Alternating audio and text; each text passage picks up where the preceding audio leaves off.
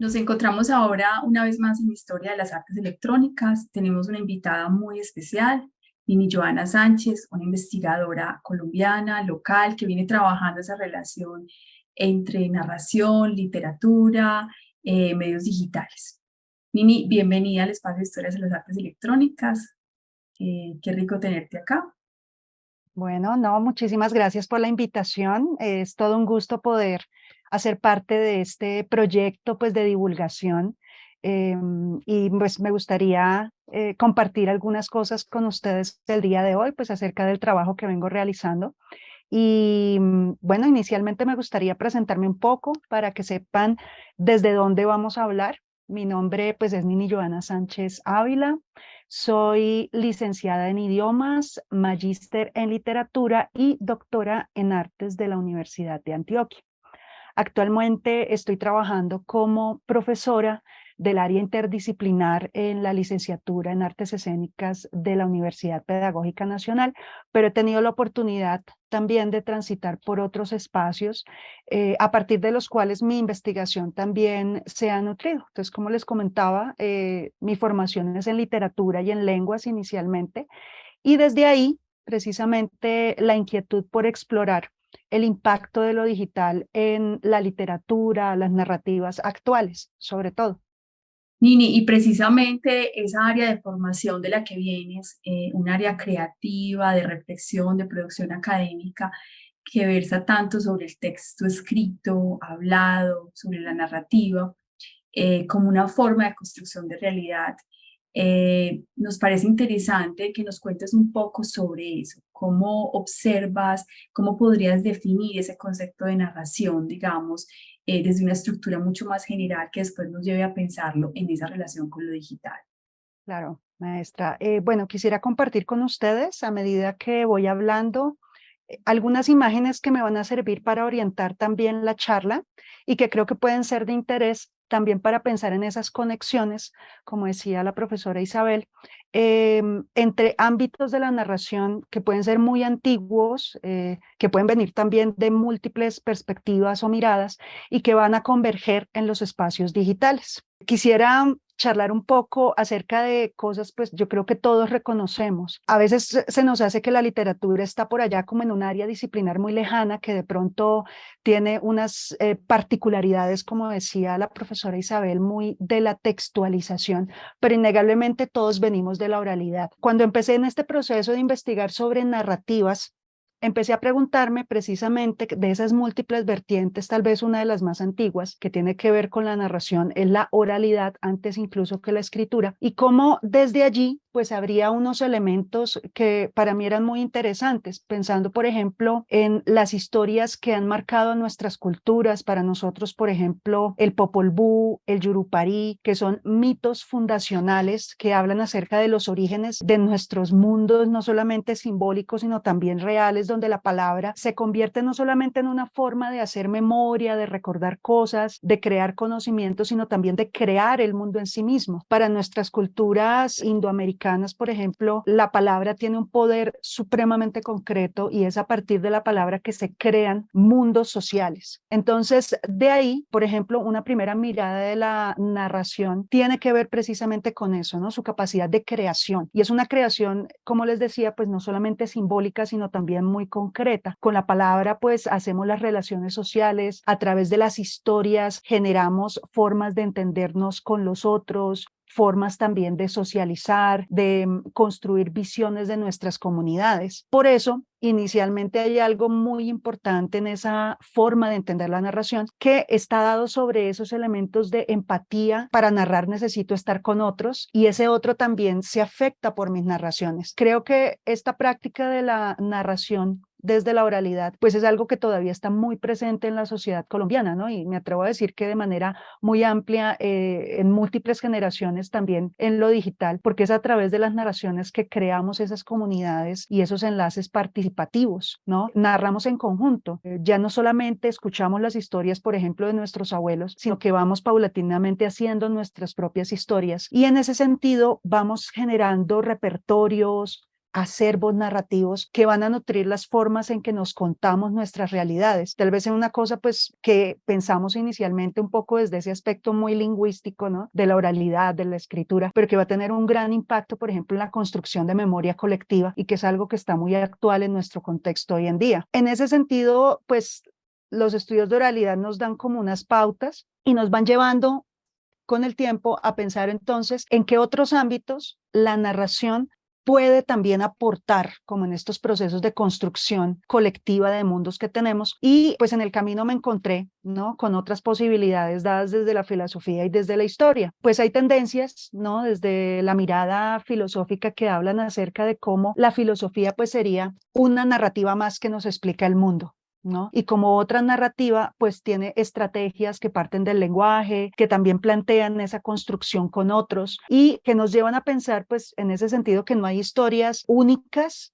o narrativas que estén por encima de otras, sino que cada narrativa al surgir en un contexto, en un espacio, pues va respondiendo también a los elementos contextuales, socioculturales propios de las comunidades que las generan. En esa medida, vamos como viendo, ¿no? En ese sentido, como la narración, dependiendo del lugar desde el que se la vea, dependiendo también como de esa mirada de la forma en que construye conocimiento, pues empieza a darnos unos enlaces sobre elementos que seguimos encontrando en las narrativas digitales, que son pues las que nos convocan un poco, pero que nunca se van a desligar completamente de las narrativas tradicionales o análogas u orales. Y en ese sentido, pues también vamos a tener una tercera mirada, una tercera tendencia que para mí, por mi formación, es muy interesante, que es la del arte verbal, ¿no? La narrativa entendida como arte desde la literatura misma, porque nos demanda unos elementos muy particulares. Primero, una interpretación imaginativa, ¿no? La narrativa nos demanda completar espacios vacíos, nos plantea ser lectores también de una forma mucho más participativa y no solamente como receptores pasivos de historias, sino que nos convoca a llenar vacíos, a dar continuidad a las historias y por qué no apropiarnos nosotros también de esas historias en relación con otras historias que hemos escuchado. Por eso, desde esa mirada del arte verbal, lo más importante va a ser la relación. Entonces, las narrativas entendidas en un tejido que permite pues que nosotros no aislemos las historias sobre las cuales trabajamos, sino que las vayamos vinculando. Esto pues tiene una larguísima tradición, ¿no? Así como vamos a encontrar aspectos que tienen que ver con los antiguos juegos de rol, ¿no? Por ejemplo, como lo planteaba Janet Murray en Hamlet en La Holocubierta, ¿no? Como los juegos de rol en tablero, ¿no? Empezaban a darnos como esas dinámicas nutriéndose de lo literario, por ejemplo, como sucede en las historias de Tolkien, ¿no? En estos mundos fantásticos que van a tener un gran impacto en estas nuevas formas de juegos narrativos y participación narrativa, pues asimismo la literatura constantemente va en esa dinámica de enlazar narraciones que están en espacios diferentes, que tienen contextos distintos y que a través como de ese ejercicio de la influencia de los escritores o de los narradores salen a flote en narrativas que están pues en otros lugares y en otros contextos. Entonces es todo un ejercicio de tejido, ¿no? De las narraciones, lo que nos plantea el arte verbal, para entender en ese sentido la narración como una galaxia de significantes, ¿no? Como algo que se va expandiendo, que está vivo. Y por eso también lo importante de entenderla un poco desde los estudios literarios como un evento comunicativo, es decir, narrar también implica decirle cosas a los otros, ¿no? Y no solamente estar en un espacio de compartir con el otro lúdicamente a través de la narración, sino de construir conocimiento. Entonces creo que de alguna forma pues eso va completando como ciertos enlaces que van a ser muy interesantes entre miradas de la narración y que convergen en lo digital, pensando precisamente que allí las narraciones se transforman. Creería yo que se potencian, ¿no?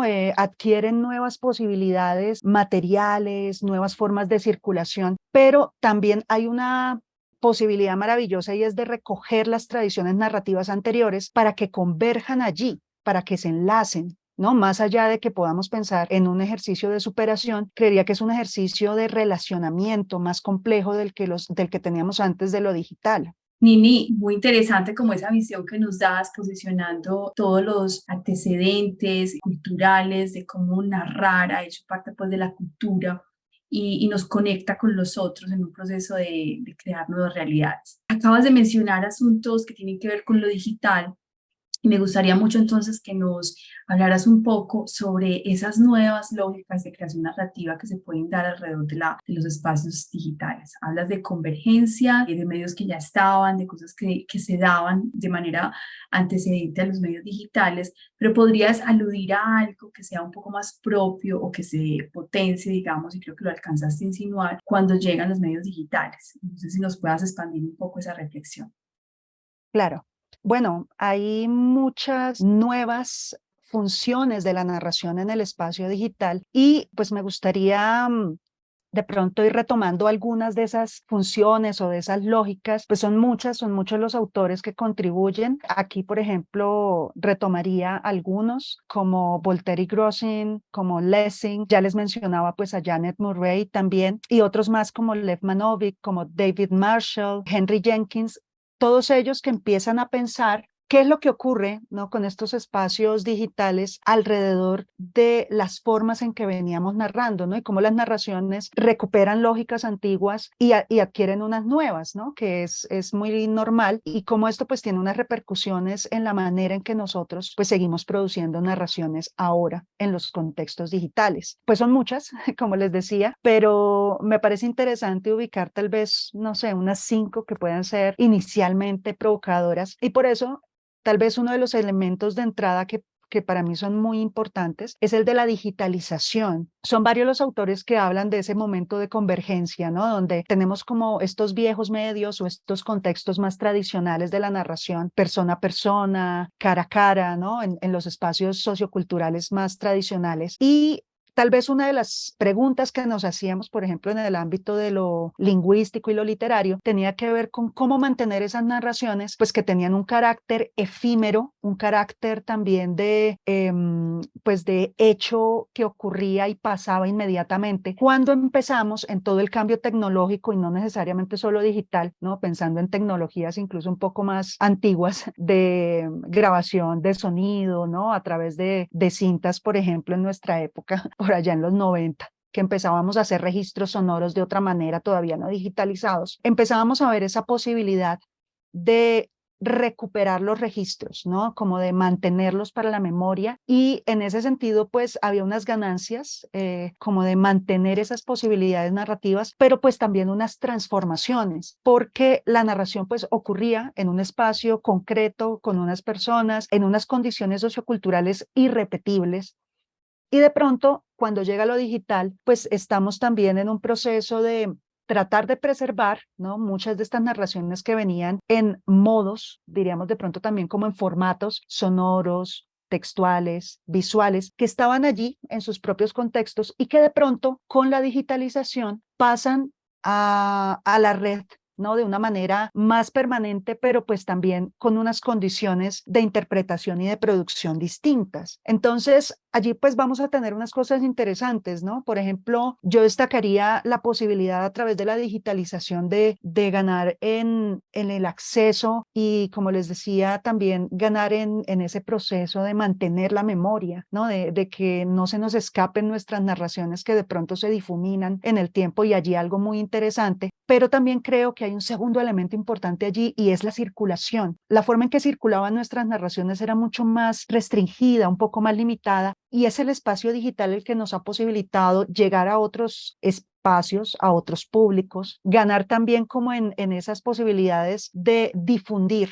¿no? De difundir las narraciones de una manera diferente, aun cuando también hay que decirlo, pues nos plantea de otra forma la masificación de los discursos, ¿no? Con todos sus bemoles. Entonces, allí tenemos un primer elemento que puede ser muy interesante pensando en la convergencia, ¿no? Cómo la digitalización se vuelve ese puente cuando aparece entre estos contextos no digitales, incluso tecnológicos, pues que venían antes de lo digital, y lo digital cuando aparece, cómo nos permite congregar y relacionar estos contextos, ¿no? Que estaban separados. Y un segundo elemento que para mí también es fundamental en ese mismo sentido, como de ese, algunos inicialmente lo planteaban como un choque entre viejos medios y nuevos medios, pero ahorita pues ya nos planteamos una dinámica un poco más dialógica, que podría ser una dinámica de refundación. Creo que hemos vivido todos un proceso un poco de recordación y circulación nostálgica de nuestras viejas narrativas audiovisuales, sonoras, que de pronto son recuperadas por esa digitalización y entonces nos encontramos, por ejemplo, viendo programas que ahora son de culto, pero pues que en su momento de pronto eran muy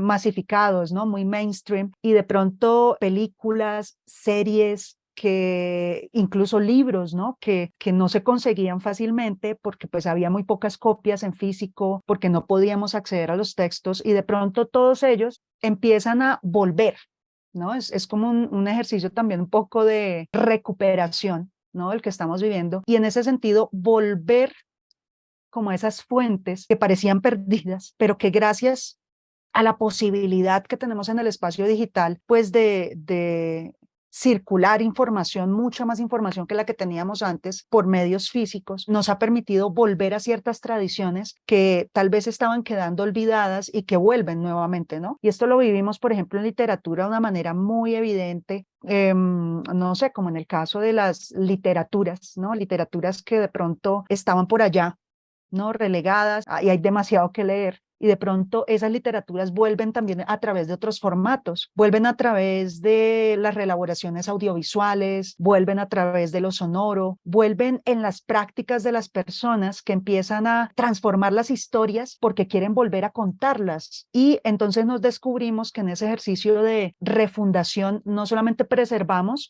sino también contribuimos, ¿no? Un poco a aumentar esas narrativas que nos emocionaron en algún momento, y por eso pues tantos chicos de las generaciones más recientes pues se han dado a la tarea de escribir, ¿no? De escribir nuevas versiones, de reescribir historias que para ellos marcan fundamentalmente su identidad, sus formas de consumo cultural. Entonces ahí hay una lógica muy interesante de aporte cultural que viene dada por ese enlace, ¿no? Que es un enlace también como dialógico entre tradiciones, entre temporalidades. Y por eso tan importante ese elemento de la remezcla, ¿no? El remix de como en otros sentidos, pues que está en muchos lenguajes, ¿no? No solamente en narrativas textuales, sino también sonoras, visuales, ¿no? Y creo que pues es algo que tenemos que seguir pensando, sobre todo ahorita con la irrupción, por ejemplo, y el posicionamiento de inteligencia artificial, por ejemplo, que se nutre a través de fragmentos, ¿no? Entonces, esto no es nuevo, ya veníamos en un proceso como de recuperar esos fragmentos de narrativas visuales, textuales, sonoras, que venían de muchos lugares y aprovecharlas en nuestro beneficio, ¿no? Para crear nuevas historias, pero lo hacíamos de una manera muy intuitiva, tal vez, y sobre todo en una exploración pues muy manual. Así que en este momento pues también esa remezcla de alguna forma se empieza a acelerar con la automatización, ¿no? De estos espacios y de estas propuestas de inteligencia artificial que recuperan los fragmentos, pero a través de los fragmentos recuperan miradas de poéticas, de narrativas mucho más grandes. Entonces, pues digamos que esas tres lógicas me parece que recuperan otras más, pues como les decía, pues son muchos los autores que van a ir planteando esas nuevas lógicas, pero creo que estas tres dialogan bastante bien con eso que les comentaba en torno a la convergencia, ¿no? Cómo pues los espacios, las plataformas, las personas se encuentran en lo digital para construir nuevas visiones del mundo a través de esas otras narrativas, pero también esto implica un elemento de participación que es fundamental, y por eso un último elemento allí, y es la interactividad, ¿no? Que creo que es algo que pasa muy intuitivamente en las narrativas digitales, pero ya son muchos los investigadores, también los maestros de distintas disciplinas, distintos ámbitos de conocimiento, que se empiezan a preguntar por esta lógica, ¿no? Como, bueno, cómo fortalecer una interactividad que sea más agencial, ¿no? Que sea más consciente en los espacios digitales, y pues que tiene mucho que ver también con nuevas formas de alfabetización, ¿no? Que es algo que yo creo que nos convoca en muchos niveles, pensándolo pues en nosotros como productores y también consumidores de estas narraciones o narrativas, pero también pensando de pronto en el ámbito pedagógico, cómo esto tiene un gran impacto en las formas en que nos comunicamos y también las formas en que creamos narrativas que tienen una orientación más artística, por ejemplo. Nini, muy interesante estos 5 elementos que mencionas: digitalización, refundación, remezcla, interactividad y convergencia. Estos 5 elementos que sirven entonces como para ubicar estos elementos de la narrativa digitales. Del contexto de tu investigación, de lo que has hecho, me gustaría mucho que vinculáramos estos elementos a unas lógicas de creación colectiva que sé que has investigado bastante y que tiene que ver con las narrativas transmedia. ¿Podrías entonces contarnos un poco cómo se da esa creación de mundos? ¿Qué es lo que has indagado un poco? ¿Qué nos puedes compartir desde esta visión mucho más local de lo que tú has visto en tu investigación sobre narrativas transmedia y esa idea de construir con otros y crear mundos posibles de manera colectiva? Sí, claro. Bueno, parte de mi trabajo consistió precisamente en pensar un poco, bueno, hasta dónde puede de pronto precisarse, ¿no? Esta lógica creativa. Y pues si bien es cierto, ya hay algunos estudios, como por ejemplo los desarrollados en EAFIT, allí también pues se han recuperado investigaciones sobre sistemas intertextuales transmediales, ¿no? Como las investigaciones de Marsha Kinder, por ejemplo. Lo que veía también era un poco la necesidad de precisar un poco más qué era lo que sucedía en los procesos de creación de narrativas transmediales a partir de un ejercicio pues que llevamos a cabo con un estudio de caso, también a partir como de una metodología de etnografía digital, siguiendo muy de cerca pues a un grupo de personas alrededor, ¿no? De una narrativa que ya estaba construida para rastrear cómo se había consolidado, dónde había comenzado, qué tipo de procesos se desarrollaban. Y en ese sentido, pues lo que hicimos fue un ejercicio un poco de plantear de una forma más detallada esa ruta de creación, ¿no? Pensando de una parte en proceso, de otra parte como en etapas también, y también pensando finalmente en tipos de obras, ¿no? Que se van desarrollando, porque la creación narrativa transmedia pues es supremamente compleja y en ella pues pueden intervenir distintos tipos de participantes, ¿no? De creadores que tienen roles también diferentes. Entonces, en ese sentido, un poco de manera muy general, el planteamiento de cómo visualizar ese proceso creativo en una narrativa transmedia, pero específicamente fantástica, ¿no? Entonces, que tuviera como ese componente de la creación de un universo narrativo fantástico transmedial, me llevó a pensar como en estas 3 etapas, al tiempo que estos 3 momentos y 3 tipos de obras. Por ejemplo, uno de los elementos cruciales fue empezar a hacer un rastreo sobre cuál sería ese punto de partida, ¿no? Típicamente el punto de partida pues va a ser una obra que se crea, que es como la núcleo de alguna manera, que permite desde allí empezar a ver relaciones con otras narraciones, ¿no? Y cómo estas narraciones están hechas, sobre todo para que los lectores o los usuarios o los participantes puedan contribuir a que la narración se expanda. Entonces, partiendo de esa obra que ya existía, traté de devolverme un poco en el tiempo para ver de dónde habría salido esa obra núcleo, esa obra central. Y lo que descubrí es que podríamos hablar de obras seminales, ¿no? Que están realmente antes, ¿no? Que están como en el nacimiento, en el contexto de esa obra específica y que plantean ya no una obra, sino un sistema de obras, ¿no? Plantean algo más abstracto que he dado en denominar un poco como un universo narrativo. Pues un universo es algo que no tiene límites, ¿no? Y que está en constante expansión. En ese sentido, aunque a veces pareciera que utilizamos un poco como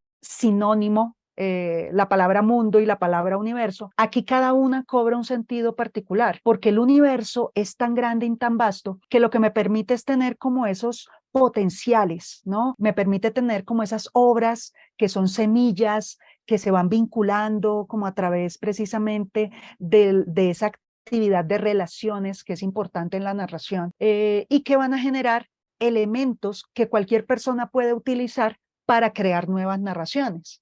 Entonces, no sé, si nos vamos de pronto como a casos, en su momento pues lo observábamos en el trabajo, un caso clásico que es el de Tolkien, pero mucho más recientemente he tenido la posibilidad de abordar también otros universos narrativos, por ejemplo, como el de Warhammer, que también es un caso muy interesante, ¿no? Que es un juego de rol, básicamente, más o menos de los años 80, un juego de rol pues que se nutre, ¿no? Del universo de Tolkien, se nutre, por ejemplo, de historia de Roma antigua, entonces tiene un montón de aristas, algunas literarias, otras históricas, ¿no? Que empiezan a jugar como en esa perspectiva inicialmente de una obra narrativa que estaba dada como un juego con figuritas, ¿no? Donde la gente se sentaba en un tablero y empezaba, ¿no? Como en el asunto de mirar al emperador, ¿no? A sus primarcas o sus hijos y sus aventuras y empezar a construir aventuras colectivas. En este momento, pues Warhammer sigue con mucha vigencia, tanto así que pues está pensando, ya tiene expansiones en videojuegos, ya tiene expansiones también, muchísimos libros, muy buena parte de esos libros, por ejemplo, están hechos por jugadores, ¿no? Que de pronto se interesaron en construir la historia, por ejemplo, antecedente de algún personaje central que salía en el juego y que ellos querían llenar de sentido y empezaban a hacer sus propias narrativas siguiendo esos patrones de esas obras seminales, ¿no? Que estaban allí, dando como una lógica y un sentido que estuviera en el marco de ese universo simbólico, ¿no? Entonces, pues así como está con Warhammer, pues tenemos muchísimos ejemplos actualmente acerca de cómo esa obra núcleo empieza, ¿no? A llamar a otras para dialogar y eso es lo que permite precisamente que tengamos obras de expansión, que ya implican un tejido, ¿no? Un ejercicio de ampliación colectiva en donde todos los que quieran de manera abierta pues pueden colaborar en este mundo. Incluso es muy interesante porque charlando con jugadores, ¿no? Que están como cercanos de una manera pues más, menos investigativa, pero sí más natural en el mundo de Warhammer, me explican, por ejemplo, que todo es canon, lo cual me pareció una cosa fenomenal, porque típicamente decimos, claro, lo canónico son esas obras iniciales, y lo que ellos plantean es que como hay tantos vacíos que resolver y tantas posibilidades de hablar de muchos personajes que todavía no tienen historia, cualquier persona que arme una historia contribuye a expandir no solamente la obra núcleo, sino el canon mismo, porque lo importante es que haya coherencia entre las historias y esto implica pues que todas esas pequeñas contribuciones narrativas pues se vuelven parte integrante de ese mundo concreto de las narraciones, ¿no? Del universo de Warhammer. Entonces, aquí vamos a encontrar precisamente pues un tejido, ¿no? Es todo un proceso que tiene etapas en las que diferentes tipos de productores pueden ir colaborando. Obviamente, pues habrá alguien que al inicio se le ocurre la idea de este mundo narrativo y que tenga cierta experiencia, ¿no? Como en el caso, por ejemplo, no sé, de Tolkien, pues será un sujeto pues que sabe de lingüística, que idea pues todo un entramado también literario, pero luego de eso sus lectores también, algunos especializados, otros no tanto, otros amateur, empiezan a llegar, ¿no? Y a aprender del mismo espacio para poder ir nutriendo todo este proceso de construcción de narraciones. En ese sentido, también compartiendo un poquito de la especificidad de mi investigación, planteaba un poco en estas narrativas transmedia el aporte particular que tiene la narración fantástica, ¿no? Porque, bueno, tenemos muchos tipos de narrativas transmedia, hay unas ficcionales y otras no ficcionales, por ejemplo, más periodísticas, pero en particular esta revisión del género me permitió ver unos aportes que creo que tienen unos potenciales muy importantes en estos procesos de creación, ¿no? Lo fantástico como género narrativo también tiene unas particularidades que son muy interesantes, sobre todo dadas por su heterogeneidad. Casi que es un género que es un poco difuso a veces, si de pronto pues no somos especialistas, es un poco difusa o tiene muchas aristas para su definición. Entonces, eso también permite que sea un género flexible y sobre todo que permita hibridaciones, transformaciones constantes, que tiene una relación muy interesante con cánones muy atrás en el tiempo, pero que está siempre abierto a esa transgresión del canon y la incorporación de nuevos elementos narrativos. Y en ese sentido, pues el carácter de lo fantástico en las narrativas transmediales aporta sobre todo como en esa flexibilización y en esa ruptura constante, ¿no? Que va permitiendo pues que haya precisamente también participaciones múltiples, porque no hay una sola forma de hacerlo fantástico, como no hay una sola forma tampoco de contribuir en esas narrativas transmedia. Precisamente por ello, las materializaciones son múltiples. Podemos tener entonces narrativas que se dan en espacios tan sencillos aparentemente como las redes sociales, por ejemplo, a través de los grupos de discusión, también a través de los juegos que las mismas páginas van sacando alrededor, como esas narrativas que aparecen y que son interesantes también, pues, ¿por qué no decirlo para las empresas? Pero de otra parte podemos encontrar personas que se interesan ya un poco más en profundidad por los temas que abordan estas narrativas y que de pronto empiezan a hacer otro tipo de apuestas, ya no necesariamente narrando de viva voz o textualmente a través de las redes, sino, por ejemplo, narrando a través de la imagen, animando, haciendo también cosplay, por ejemplo, ¿no? En espacios incluso ya no virtuales, sino de encuentro presencial, pero que nutren estas comunidades en línea, que tienen convocatorias como también desde esa mirada de construcción en colectivo, no solamente individual. Entonces, lo que vamos a ver es también como un ejercicio un poco de horizontalización, ¿no? Donde podemos encontrar diversos tipos de narradores, unos más experimentados que otros, unos profesionales, otros amateur, que empiezan a interactuar para enseñarse entre sí y contribuir también, sobre todo, al tejido de ese mundo concreto narrativo que sigue aprovechando ese universo simbólico y que se va ampliando cada vez más. Pues, Nini, creo que nos has hablado de una expansión de lo narrativo en lo digital bastante amplio. Hablas de horizontalidad, esa posibilidad de tener múltiples voces, múltiples perspectivas y que alcanzas a tocar como un asunto de participación de la audiencia muy interesante que creo que explica muy bien lo colectivo y está muy bien también esas expansiones de lo narrativo en lo digital. Creo que se nos ha acabado el tiempo, pero queremos que pues, de manera personal, como en el ámbito del curso de Historia de las Artes Electrónicas, agradecerte por compartirnos esta visión, tu recorrido investigativo, tus apreciaciones y tus descubrimientos. Creo que van a ser muy valiosos como una referencia para el curso, para los que vean este video. Muchísimas gracias, Nini, por acompañarnos. Bueno, no, muchísimas gracias también por la invitación. El tiempo siempre es breve, Y pero uno ojalá siempre que quisiera tener mucho más tiempo. sí, claro. Y no, y sobre todo, pues muy interesante esta iniciativa porque realmente hay muchas cosas que se van tejiendo, por ejemplo, en nuestros posgrados nacionales, en los procesos de investigación que vamos haciendo, en las facultades de arte, en las facultades de arte y educación. Entonces, aquí hay unos enlaces, pues que sería muy bonito poder ver, ¿no? Ya de una manera también más práctica en la forma en que estamos narrando, por ejemplo, en nuestros procesos de aula, en los procesos creativos que hacemos en el marco también de la enseñanza de las artes, ¿no? Entonces, pues nada, muchísimas gracias por la invitación y pues esperar que podamos vernos en una oportunidad después. Claro que sí, la idea es seguir tejiendo lazos de relacionamiento para aprender todo este territorio tan vasto. Nini, muchísimas, muchísimas gracias. Bueno, a ustedes.